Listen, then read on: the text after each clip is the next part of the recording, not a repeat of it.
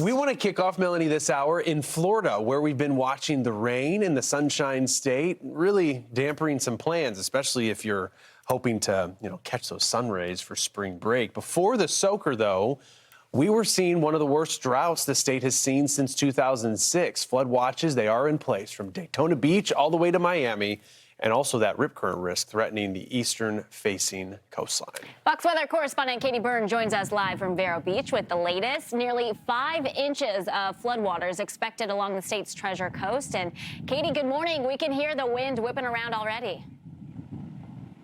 The wind is strong, guys. We just made it to Vero Beach, literally just got here in the last hour. We've already seen a couple downpours, but right now the rain is light. Those winds are strong, though.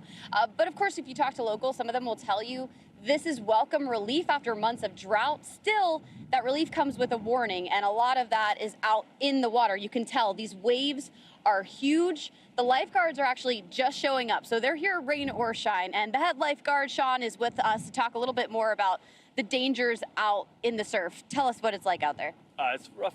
Today is like a good red flag day. We have a lot of rip currents right now. We have a strong lateral current moving to the south, and then we also have a pretty heavy shore break.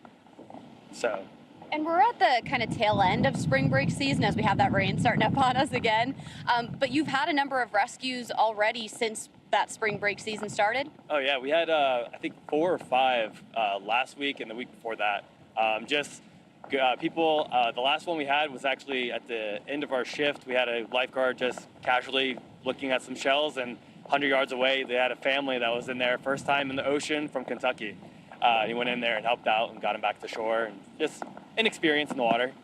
Can you tell us a little bit about the nature of some of these rescues? I mean, are most of them related to rip currents and this risk that we now have again? Whoa! Okay, here's the rain with us, but this risk of rip currents is going to stick around through the weekend too. Yes, the rip currents, this area is really flash rip current heavy. So what that means is that when rip currents usually stay stationary, that's what you would call a rip current, but then the flash rip currents, what will happen is they'll periodically shift. So they'll shift down the beach and they won't stay constant.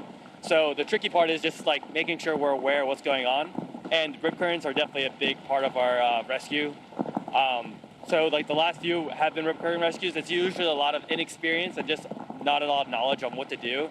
Staying calm is definitely the last thing you want to do when you're in this uncontrollable environment. Yeah. So it's just rip currents are a pretty heavy cause of our rescue.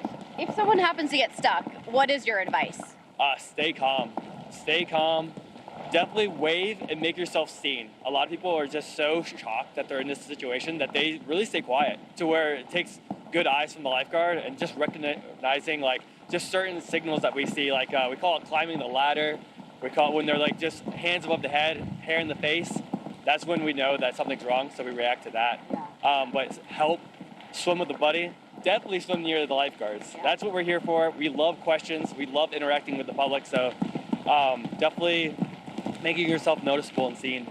And something that I love is the fact that you still have lifeguards showing up on a day like today. Like, wow, that just came out of nowhere. You got downpours, and I mean, of course it's a red flag day, so you don't have people swimming, but how does weather like this impact how you can even see what's out in the water? That's a good question. So right now, like the visibility is so bad, we'll switch to a double red flag, which means that the guards are closing the beach because we can't see out of there. Because once that water hits like this, we can't really see. It's all blurred to us. So we'll probably switch to a double red flag if this situation was to happen, just because of visibility purposes. Yeah. We've got some heavy rain. Forecasters are saying could stick around through tomorrow. And then for the weekend, what is your kind of expectation? Because we still have that rip current risk for some of Florida's busiest beaches. Yeah. Welcome to Florida. It's like you don't know what's going to happen. Like this will break and then we'll not probably get the sun out. It's really hard to tell.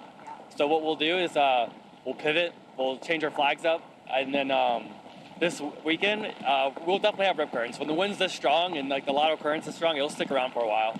So we'll just be prepared. Perfectly said. You never know what you're going to get in Florida in just a matter of minutes, guys.